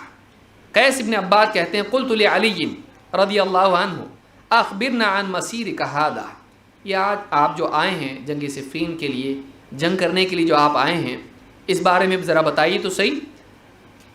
عہد عہدہ الیک رسول اللہ صلی اللہ علیہ وسلم ام رأی رأیتہ، کیا یہ جو جنگ آپ کر رہے ہیں یہ نبی صلی اللہ علیہ وسلم کی طرف سے آپ کے پاس اس میں کوئی دلیل ہے، آپ کا فرمان ہے جس پر آپ یہ لڑ رہے ہو، یا پھر یہ آپ کی رائے ہے، آپ کا اجتہاد ہے، آپ اجتہاد کی بنیاد پر لڑ رہے ہو، نص آپ کے پاس ہے یا اجتہاد آپ کا ہے؟ فقال ما عہد الی رسول اللہ صلی اللہ علیہ وسلم بشیء، اس معاملے میں اللہ کے نبی صلی اللہ علیہ وسلم نے کوئی حکم مجھ کو نہیں دیا تھا، ولکنہ رأی رأیتہ، بس یہ ایک اجتہاد ہے، یہ ایک میری رائے ہے، میں نے اجتہاد کر کے اس نتیجے پر، اس فیصلے پر میں پہنچا ہوں کہ جنگ کرنی چاہیے۔ حضرت علی خود اس کو اجتہاد مانتے تھے جو جنگ کے فیصلے انہوں نے کیے ہیں۔ لہٰذا اہل سنت والجماعت کا موقف یہ ہے، یہ ساری جو جنگیں تھیں یہ صحابہ کے اجتہاد کی بنیاد پر تھیں، یہ دونوں طرف سے اجتہاد تھا۔ امام احمد اور ابو داؤد نے اس کو روایت کیا ہے، سنن ابی داؤد حدیث نمبر 4666 اور اس کی سند صحیح ہے۔ آئیے دیکھتے ہیں ابن تیمیہ رحمۃ اللہ علیہ کیا کہتے ہیں اس معاملے میں، کیونکہ انہوں نے شیعہ کے خلاف اور ان کے شبہات کو رد کرنے میں بہت سارا لکھا ہے، مستقل کتابیں لکھی ہیں، ان کی زندگی اس میں گئی۔ اس معاملے میں کیا کہتے ہیں؟ وہ کہتے ہیں وَلِهَذَا كَانَ مِن مَذَاهِبِ أَهْلِ السُّنَّةِ، کہتے ہیں اسی لیے اہل سنت کا مذہب، ان کا موقف اس بارے میں یہ ہے، الْإِمْسَاكُ عَمَّا شَجَرَ بَيْنَ الصَّحَابَةِ، صحابہ کے آپس میں جو بھی اختلافات اور جنگیں ہوئیں ان کے بارے میں اپنی زبان کو روک رکھا جائے۔ فَإِنَّهُ قَدْ ثَبَتَتْ فَضَائِلُهُمْ، اس لیے کہ صحابہ کے فضائل ثابت شدہ ہیں، اللہ اور اس کے رسول سے جو باتیں ان کے فضائل میں آئی ہیں ان کے بعد ان کے بارے میں ہمارا کمنٹ کرنا کوئی معنی نہیں رکھتا ہے۔ تو کہتے ہیں کہ فَإِنَّهُ قَدْ ثَبَتَتْ فَضَائِلُهُمْ وَوَجَبَتْ مُوَالَاتُهُمْ وَمَحَبَّتُهُمْ، اور ان سے دوستی اور محبت رکھنا ہم پر واجب ہے۔ وَمَا وَقَعَ مِنْهُ مَا يَكُونُ لَهُمْ فِيهِ عُذْرٌ لَا يَخْفَى عَلَى الْإِنسَانِ قَدْ يَخْفَى عَلَى الْإِنسَانِ، کہتے ہیں وَمَا وَقَعَ مِنْهُ، ان کی جو جنگیں ہوئیں، ان کے جو آپس کے اختلافات ہوئے، ما یکون لہم فیہ عذر، بہت ممکن ہے اس معاملے میں ان کے پاس کوئی عذر ہو، ان کے پاس کوئی ایکسکیوز ہو، یخفی علی الانسان، جو دوسرے لوگوں سے چھپی ہوئی ہوں، ان کا عذر دوسرے لوگوں سے چھپا ہوا ہو۔ ومنہ ما تاب صاحبہ منہ، بہت ممکن ہے جو انہوں نے اقدامات کیے اس پر انہوں نے توبہ بھی کی ہو۔ اگر تم ان کو مجروح مانتے ہو، اگر تم ان کے بارے میں مانتے ہو کہ وہ غلطی تھی، تو بہت ممکن ہے جب تو توبہ کرتا ہے تو وہ نہیں کریں گے، بہت ممکن ہے انہوں نے توبہ کی ہو۔ وَمِنْهُ مَا يَكُونُ مَغْفُورًا، اور یہ بھی ممکن ہے کہ اللہ نے اپنی طرف سے ان کے لیے مغفرت کا فیصلہ کر دیا۔ بھئی ایک فاحشہ عورت ہے، کتے کو پانی پلا کے اللہ تعالیٰ اس کی مغفرت کر دیتا، فاحشہ ہے وہ۔ صحابہ کی اتنی بڑی بڑی قربانیاں ہیں، اگر کوئی بات ان سے کوئی لغزش ہو بھی جائے، کیا اللہ ان کو معاف نہیں کرے گا جنہوں نے نبی کے لیے اپنی جانوں کو پیش کیا؟ سوچنے کی چیز ہے۔ یوں ہی بازار میں ان کی عزت کو پیش کیا جائے اور لوگوں کو جو ہے ان کے بارے میں بولنے کا موقع دیا جائے، کیسے صحیح ہو سکتا ہے؟ تو یہاں پر آپ دیکھیں کہتے ہیں کہ وَمِنْهُ مَا يَكُونُ مَغْفُورًا فَالْخَوْضُ فِي مَا شَجَرَ يُوقِعُ فِي نُفُوسِ كَثِيرٍ مِّنَ النَّاسِ بُغْضًا وَذَمًّا، کہتے ہیں کہ صحابہ کے جنگوں کے بارے میں خوب ڈسکس کرنا، مزے لے لے کر اس پر باتیں کرنا، اگر ایسا کیا جائے تو اس سے کیا ہوتا ہے؟ یوقع فی نفوس کثیر من الناس بغضا وذما، بہت سے لوگوں کے دلوں میں صحابہ کے لیے بغض پیدا ہو جائے گا ایسا ان کا ڈسکس کرو گے تو، اور پھر وہ صحابہ کی مذمت کرنے لگیں گے، صحابہ پر لعن طعن کریں گے، ان کو برا بولنے لگیں گے۔ وَيَكُونُ هُوَ فِي ذَلِكَ مُخْطِئًا بَلْ عَاصِيًا، بہت ممکن ہے کہ وہ اس معاملے میں خطا پر ہو بلکہ گناہگار ہو۔ فَيَضُرُّ نَفْسَهُ وَمَنْ خَاضَ مَعَهُ فِي ذَلِكَ، وہ خود اپنے آپ کو بھی نقصان پہنچائے گا ٹاپک چھیڑ کے، اور پھر اس کے ساتھ جتنے اس ٹاپک میں ڈسکشن میں شریک ہوں گے ساروں کو لے کے گناہگار ہو جائے گا۔ کما جرى لأکثر من تکلم فی ذلک، جیسا کہ ہمارے دیکھنے میں آتا ہے اکثر لوگ جو اس مسئلے میں بات کرنے لگے ان کا یہی حال ہوا۔ فإنهم تکلموا بکلام لا يحب اللہ ولا رسولہ، انہوں نے اس معاملے میں ایسی باتیں کہیں جنہیں نہ اللہ پسند کرتا ہے نہ اس کا رسول۔ اما من ذم من لا يستحق الذم، کبھی بات کریں گے تو ایسی بات ان کی زبان سے نکلتی ہے کہ جو ایسے آدمی کو مذمت اس کی کرتے ہیں، مذمت کرتے ہیں جو مذمت کا حقدار نہیں ہے۔ وَإِمَّا مِن مَدْحِ أُمُورٍ لَا تَسْتَحِقُّ الْمَدْحَ، یا پھر ایسی چیزوں کی تعریف کرنے لگ جاتے ہیں کہ جن کی تعریف نہیں کرنا چاہیے۔ جو بھی صحابہ کی جنگیں ہوئیں ایک دکھ کی چیز ہے، خوشی کی چیز نہیں ہے۔ اس بارے میں انجوائے کر کے ڈسکشن کرنا، یہ صحیح تھے کہ وہ صحیح تھے، انہوں نے ایسا کیا میں ان کا ساتھ دیتا یا ان کا ساتھ دیتا، اس طرح کے ڈسکشن کر کے لوگوں کو اس میں بزی رکھنا، اور نہ ان کو پیشاب پاخانے کے مسئلے معلوم ہیں، نہ ان کو عقیدہ معلوم ہے، نہ ان کی نمازیں صحیح ہیں، اگر ان چیزوں کو چھیڑا جائے کہاں سے وہ دین میں پختہ ہو پائے گا؟ جب صحابہ کا یہ اعتماد ختم ہوگا، اتنے اچھے لوگ جن کے بارے میں اتنی ساری باتیں آئیں وہی ایسے تھے، تو ہم لوگ برے رہ کے کیا مسئلہ؟ آج مسجد کے مولوی کو اگر ایک آدمی غلط کام کرتے دیکھتا ہے تو بولتا مولوی صاحب کرتے اب ہم کریں تو غلط کیا ہے؟ نتیجہ یہی پیدا ہوتا ہے کہ جب امت کے اسلاف کے بارے میں اعتماد کو ختم کیا جاتا ہے تو امت کو فاسق و فاجر بنانے کی مہم شروع ہو جاتی ہے، لوگوں کے اندر بے دینی پنپنے لگتی ہے، لوگ بے شرم ہو جاتے ہیں، غلط کام کو غلط نہیں سمجھتے ہیں۔ لیکن ایک سمجھدار آدمی اس بات کو جانتا ہے، ایسا آدمی نہیں جانتا ہے جس کو دین کا گہرا علم نہ دیا گیا، وہ ایسے ایسے پلندے کھول کے بیٹھ جاتا ہے جن کو کھولنا نہیں چاہیے تھا، جن کو بند ہی رکھنا چاہیے تھا۔ کیوں اپنے ماں باپ کے بارے میں بتاتا، ہماری اماں اور ابا کے ایسے جھگڑے ہوتے تھے، ابا صحیح ہوتے تھے، اماں صحیح ہوتی تھی، کرتا ایسا نہیں۔ تیرے گھر کا معاملہ پرسنل ہے، بازار میں چوک میں نہیں آنا چاہیے، صحابہ کا آنا چاہیے، مسلمانوں کی ماں اس کا تذکرہ آنا چاہیے، صحابہ کا تذکرہ آنا چاہیے۔ کیوں؟ کیا فائدہ ہے؟ حاصل کیا ہے؟ اینڈ آف دا ڈے اس سے ملتا کیا ہے؟ اس سے حاصل کیا ہے؟ ان لوگوں کا ایجنڈے کو تقویت پہنچتی ہے جو صحابہ کو غیر معتبر بنانے کی صدیوں سے محنت کر رہے ہیں۔ اور کیا فرق پڑتا ہے اس سے؟ حاصل تو کچھ نہیں ہوا، کوئی دیندار نہیں بنا، کوئی اچھا انسان نہیں بن رہا ہے، اس سے کیا فائدہ ہوا؟ صحابہ کا اعتماد ختم کر کے کون دیندار بن گیا؟ ان لوگوں کو سوچنا چاہیے جو اس پر ڈسکس کرتے ہیں۔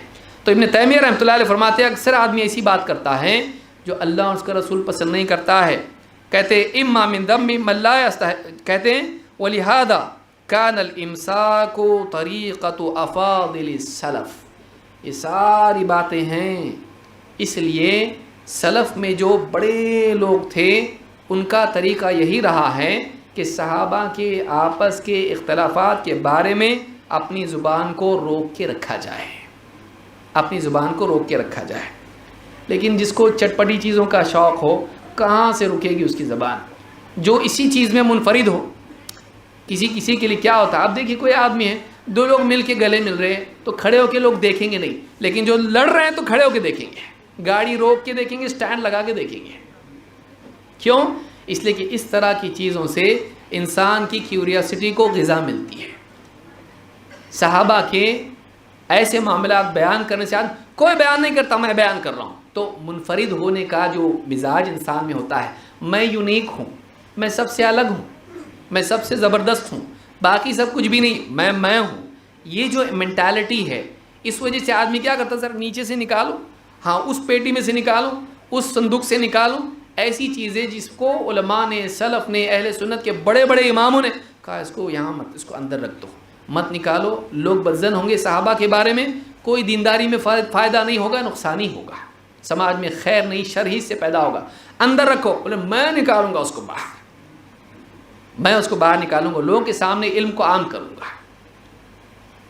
آپ بتائیے جو آدمی یہ کہتا کہ علماء بتاتے نہیں ہیں اور میں بتا رہا ہوں، علماء چھپاتے ہیں، میں لوگوں کے سامنے لا رہا ہوں، اس نے کبھی اپنے کسی خطاب میں وہ حدیث بیان کی جو حضرت علی کی ہے؟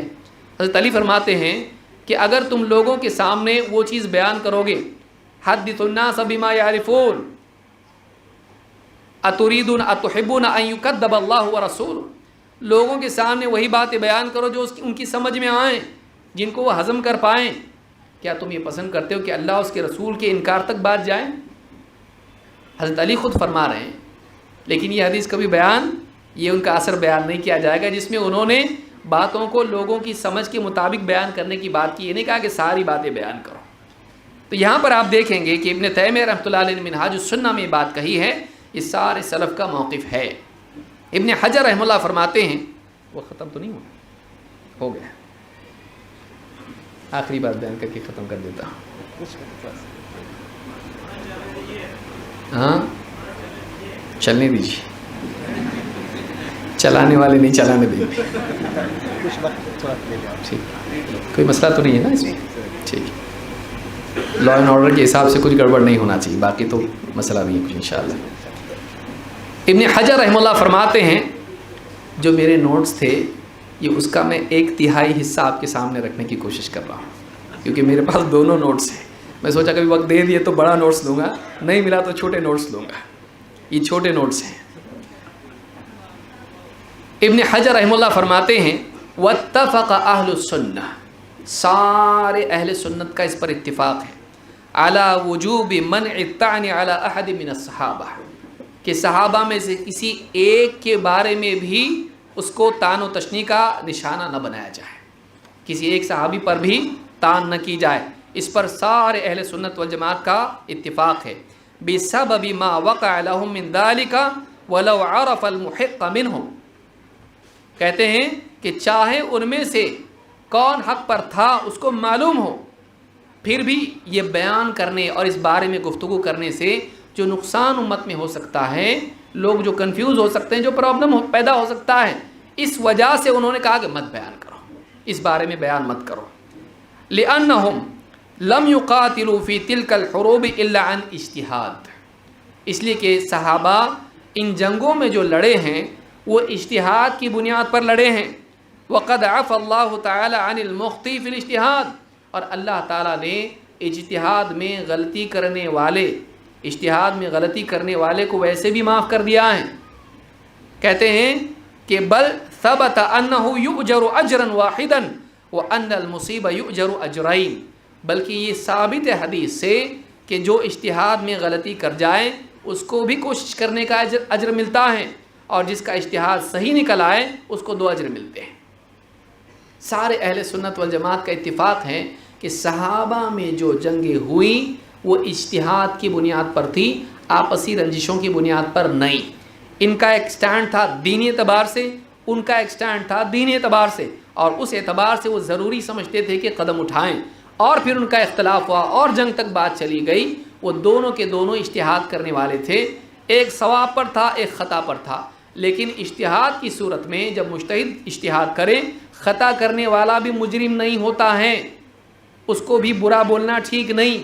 اس کو اللہ کی طرف سے اجر مل رہا ہے اور ہم برا بول رہے ہیں. سوچئے کہ اللہ کے نزدیک وہ مأجور ہو اور ہمارے نزدیک وہ مجرم ہو، اس سے بڑھ کے ہماری جہالت کیا ہمارے مجرم ہونے کی علامت ہے. تو ابن حجر رحمۃ اللہ علیہ نے فتح الباری میں کتاب الفتن میں یہ بات کہی ہے. تو ان کے نزدیک سارے اہل سنت والجماعت کا یہ اتفاق ہے اس بات پر کہ صحابہ کے بارے میں طعن نہیں کرنا چاہیے، اور ان کے اختلافات اجتہاد کی بنیاد پر تھے. امام النووی کیا کہتے ہیں؟ امام النووی کہتے ہیں، ایک حدیث ہے اذا تواجہ المسلمان بسیفیہما فالقاتل والمقتول فی النار. جب 2 مسلمان آپس میں ایک دوسرے کے خلاف تلوار نکال کے کھڑے ہو جائیں تو قاتل اور مقتول دونوں جہنم میں ہیں. قاتل اور مقتول دونوں جہنم میں ہیں. امام النووی کہتے ہیں وَعَلَمْ أَنَّ دِمَاءَ الَّتِي جَرَتْ بَيْنَ الصَّحَابَةِ رَضِيَ اللَّهُ عَنْهُمْ لَيْسَتْ بِدَاخِلَةٍ فِي هَذَا الْوَعِيدِ. کہتے دیکھو، یاد رکھو اچھی طرح سے کہ یہ جو جنگیں صحابہ کے آپس کے درمیان میں ہوئیں وہ اس وعید میں داخل نہیں ہیں، وہ اس وعید میں داخل نہیں ہیں. وَمَذْهَبُ أَهْلِ السُّنَّةِ وَالْحَقِّ إِحْسَانُ الظَّنِّ بِهِمْ. اہل سنت والجماعت جو اہل حق ہیں ان کے نزدیک یہ بات ہے، ان کا طریقہ یہ ہے، ان کا مذہب یہ ہے کہ ہم صحابہ کے بارے میں اچھا گمان رکھیں. وَالْإِمْسَاكُ عَمَّا شَجَرَ بَيْنَهُمْ. اور ان کے بارے میں، ان کے اختلافات کے بارے میں اپنی زبان کو روک کے رکھیں. وَتَأْوِيلُ قِتَالِهِمْ. اور ان میں جو آپس کی جنگیں ہوئیں اس کی اچھی تأویل کریں، اس کی اچھی تأویل کریں. وَأَنَّهُمْ مُجْتَهِدُونَ مُتَأَوِّلُونَ. وہ اجتہاد کرنے والے مجتہد تھے اور انہوں نے اجتہاد کی بنیاد پر آپس میں جنگ کی. لم یقصدوا معصیتاً. ان کی نیت گناہ کی نہیں تھی، اللہ کی شریعت کی مخالفت کی نہیں تھی. ولا محض الدنیا. اور نہ ان کی نیت دنیا کمانے کی تھی، دنیا کا عہدہ اور مقام پانے کی تھی. بل اعتقد كل فریق انہ المحق ومخالفہ باغ. دونوں میں سے ہر ایک یہ سمجھتے تھے کہ میں حق پر ہوں اور میرا مخالف باغی ہے. یہ ان کو باغی سمجھتے تھے، وہ ان کو باغی سمجھتے تھے، اور اس اعتبار سے وہ سمجھتے تھے کہ ضروری ہے جنگ کرنا کیونکہ قرآن میں اللہ تعالیٰ نے حکم دیا ہے. تو اس طرح سے وہ اجتہاد کی بنیاد پر انہوں نے جنگ کی. تو کہتے ہیں فوجب علیہ قتالہ لیرجع الی امر اللہ. اور وہ یہ مانتے تھے کہ اب قتال ضروری ہے تاکہ اس کو اللہ کے حکم کی طرف واپس لے آئیں. وکان بعضهم مصیبا وبعضهم مخطئا معذورا فی الخطأ لانه الاجتہاد. ان میں سے بعض وہ تھے جن کا اجتہاد صحیح تھا اور بعض وہ تھے جن کا اجتہاد خطا تھا. وہ معذور ہیں اللہ کے نزدیک اپنے اجتہاد کی وجہ سے. والمجتہد اذا اخطأ لا اثم علیہ. اور بات یہ ہے جیسا کہ حدیث میں آئی ہے کہ مجتہد اگر خطا بھی کرے تو اس پر کوئی گناہ نہیں ہوتا ہے. اور بھی انہوں نے بات کہی، میں چھوڑ رہا ہوں اس کو. اسی طرح سے بعض صحابہ کے بارے میں کچھ لوگوں نے کہا اگر میں ہوتا اس زمانے میں تو فلاں کے ساتھ جاتا، حضرت علی کے ساتھ ہوتا، فلاں کے ساتھ ہوتا. کیا ضرورت ہے؟ وہ نہیں ہو، ایسا بول کے نہیں ہوتا تو اچھا ہوتا، ایسا نہیں بول سکتا. لیکن اس طرح کی باتیں کر کے لوگوں کو تقسیم کرنا کہ تو حضرت علی کے ساتھ ہے کہ حضرت معاویہ کے ساتھ ہے. کیوں؟ ہم دونوں کو مانتے ہیں، ہم نہیں چاہتے کہ ویسا ہو. اب دیکھیں اس بارے میں آخری 2-4 باتیں کہہ کے میں اپنی بات ختم کروں. ہاں 7 منٹ سے زیادہ بھی ہو سکتا ہے. ابن سیرین رحمۃ اللہ علیہ فرماتے ہیں ان جنگوں میں کتنے صحابہ شریک ہوئے. ابن سیرین تابعین میں سے، اور یہ جو بات ہے وہ صحیح سند کے ساتھ یہ روایت موجود ہے. ابن سیرین رحمۃ اللہ علیہ فرماتے ہیں حاجت الفتنہ، فتنہ برپا ہو گیا، صحابہ کی جنگیں. واصحاب رسول اللہ صلی اللہ علیہ وسلم 10,000، 10,000 صحابہ موجود تھے جب اس طرح کے فتنے کے حالات پیدا ہو گئے. فما حضر فیہا 100، 10,000 میں سے 100 صحابہ بھی اس جنگ میں شریک نہیں تھے. بل لم یبلغوا 30، بلکہ 30 تک بھی ان کی گنتی نہیں پہنچتی ہے. 10,000 میں سے کتنے؟ 30 بھی نہیں. بقیہ شریک ہوئے اس میں. معلوم ہوا کہ صحابہ اس کو مناسب نہیں سمجھتے تھے کہ ان جنگوں میں شریک ہو. ان کے نزدیک، اکثریت کے نزدیک یہ تھا یہ جنگ نہیں ہونا چاہیے. یہ نہیں کرتے بیٹھتے تھے کہ نہیں میں ان کے ساتھ ہوں یا میں ان کے ساتھ ہوں. وہ کہتے تھے یہ نہیں ہونا چاہیے کیونکہ یہ فتنے کے حالات تھے. فتنے کے حالات میں اللہ کے نبی صلی اللہ علیہ وسلم کی نصیحت مسلمانوں کے لیے کیا ہے؟ جنگ سے دور رہیں. ایک حدیث بیان کرتا ہوں اور ایک قول بیان کر کے بات ختم کرتا ہوں. ادیسہ بنت احبان کہتے ہیں، فرماتی ہیں قالت لما جاء علی بن ابی طالب ها هنا البصرہ، جب حضرت علی بن ابی طالب بصرہ آئے، دخل علی ابی، میرے والد صاحب کے پاس آئے، فقال یا ابا مسلم، کہا اے ابو مسلم، الا تعینونی علی هؤلاء القوم، یہ جو میرے مخالفین ہیں تم ان کے خلاف میرے ساتھ مل کے جنگ نہیں کرو گے، میرا ساتھ نہیں دو گے لڑنے میں؟ قال بلا، یہ بھی صحابی ہیں، کہا کہ ہاں ضرور آپ کا ساتھ دوں گا. کیا؟ قال فدعا جاریۃ لہ، اپنی باندی سے کہا، آواز دے کے کہا، فقال یا جاریہ اخرجی سیفی، کہا کہ اے باندی جا میری تلوار لے کر آ. حضرت علی کہہ رہے ہیں میرے ساتھ نہیں دو گے؟ کہا دوں گا، تلوار لے کر آؤ. قال فاخرجته فسل منه قدر شبر فاذا هو خشب، انہوں نے، باندی نے تلوار لا کے دی، انہوں نے تلوار میان میں سے باہر نکالی ایک بالشت بھر. حضرت علی نے دیکھا تو تلوار کاہے کی تھی؟ لکڑی کی. وہ تلوار کس چیز کی تھی؟ لکڑی کی. فقال ان خلیلی وابن عمک، میرے دوست خلیل اور آپ کے چچا زاد بھائی، آپ کے چچا کے بیٹے کون؟ محمد صلی اللہ علیہ وسلم، عاہد الی، آپ نے مجھے وصیت کی تھی، اذا كانت الفتنة بین المسلمین فاتخذ سیفا من خشب، یا فاتخذ سیفا من خشب، کہ جب فتنہ مسلمانوں کے 2 گروہوں کے درمیان ہو جائے، آپسی جنگ چھڑ جائے، مسلمانوں میں فتنے کے حالات پیدا ہو جائیں، تو اپنی تلوار لکڑی کی بنا لے. لکڑی تلوار سے گلا کٹتا ہے، کہا کہ تو اپنی تلوار کس چیز کی بنا لے؟ لکڑی کی. اب کہا کہ فَإِن شِئْتَ خَرَجْتُ مَعَكَ، اگر آپ کہتے ہیں آپ چاہو تو میں آپ کے ساتھ آتا ہوں. حضرت علی نے کیا کہا؟ گمراہ ہو گئے. حضرت علی نے کہا قال لا حاجۃ لی فیک ولا فی سیفک، کہا مجھے تمہاری اور تمہاری تلوار کی ضرورت نہیں ہے.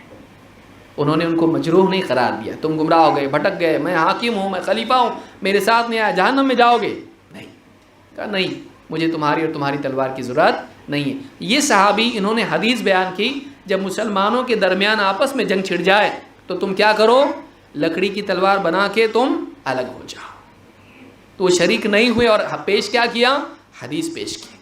عام طور سے اس زمانے میں صحابہ کا موقف یہ تھا یہ فتنے کے حالات ہیں، یہ آپسی جنگ ہے، صحابہ میں مسلمانوں میں آپسی جنگ ہے، اس میں ہم شریک نہیں ہوں گے. اسی لیے ابن سیرین کہتے ہیں 10,000 صحابہ تھے، ان میں سے 100 نہیں بلکہ 30 بھی شریک نہیں ہوئے.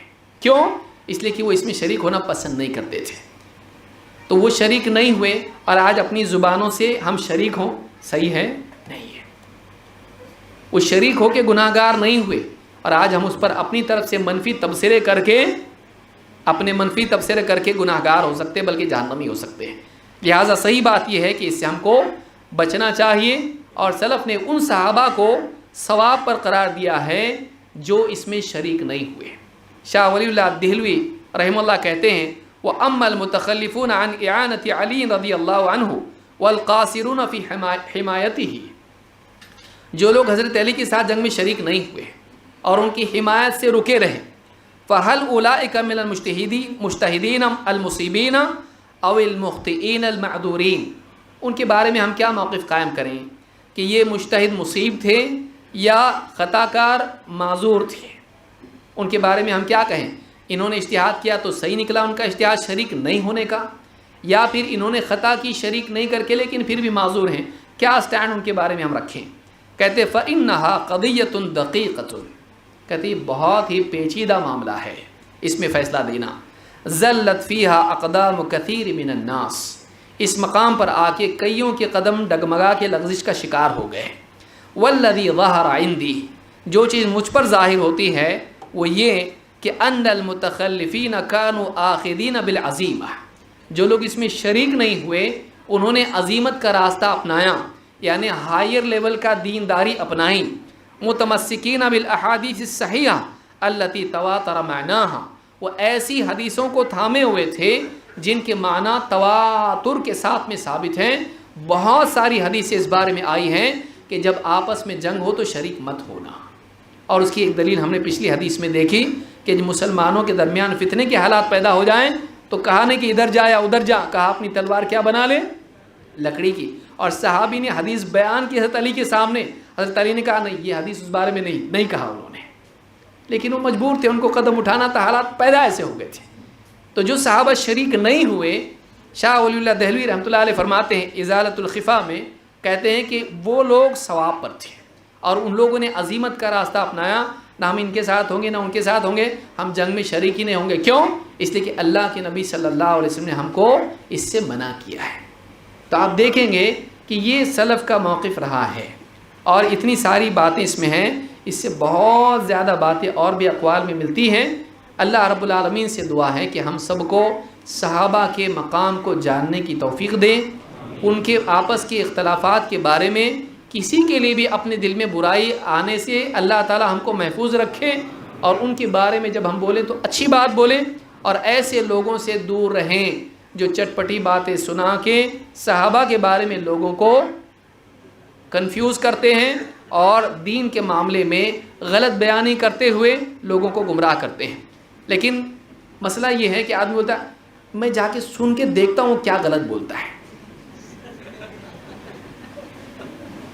عالم صاحب بولے نہیں مت جا، میں پکا ہوں۔ تو پکا نہیں ہے، تو پکا ہوتا تو جاتا ہی نہیں، سنتا ہی نہیں۔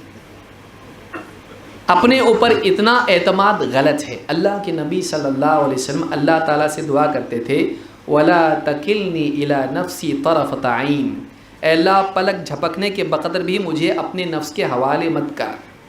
اوور کانفیڈنٹ، مجھے اپنے اوپر پورا بھروسہ ہے، ہمارے نبی کہہ رہے اے اللہ مجھے اپنے حوالے مت کر۔ اللہ کی حفاظت میں رہنا بہت ضروری ہے۔ اللہ تعالیٰ ہم سب کو محفوظ رکھے، غلط لوگوں کو سننا نہیں۔ اگر یہ قانون اپنائیں تو آدمی غلط راستے پہ جاتا نہیں، غلط لوگوں کو سننا نہیں۔ صحیح لوگ اتنے سارے، ان کو کیوں نہیں سنے آدمی؟ غلط لوگوں کو سننا نہیں، ایسے لوگوں کو جن کے بارے میں اہل علم بتا چکے کہ یہ صحیح نہیں ہے۔ اہل علم جلتے ہیں ان سے نہیں، بلکہ اہل علم جانتے ہیں کہ ان کے پیچھے چل کے گمراہ ہوں گے۔ اللہ تعالیٰ ہم سب کو محفوظ رکھے گمراہی سے اور ہر قسم کی برائی سے، اور اللہ رب العالمین ہمارے دلوں میں صحابہ کی محبت اور ان کی تعظیم پیدا فرمائیں۔ اقول ھذا واستغفر اللہ لی ولکم۔ معذرت چاہتا ہوں بات تھوڑی لمبی ہو گئی، لیکن موقع ایسا تھا اور عنوان ایسا تھا کہ زیادہ بولنا ضروری تھا۔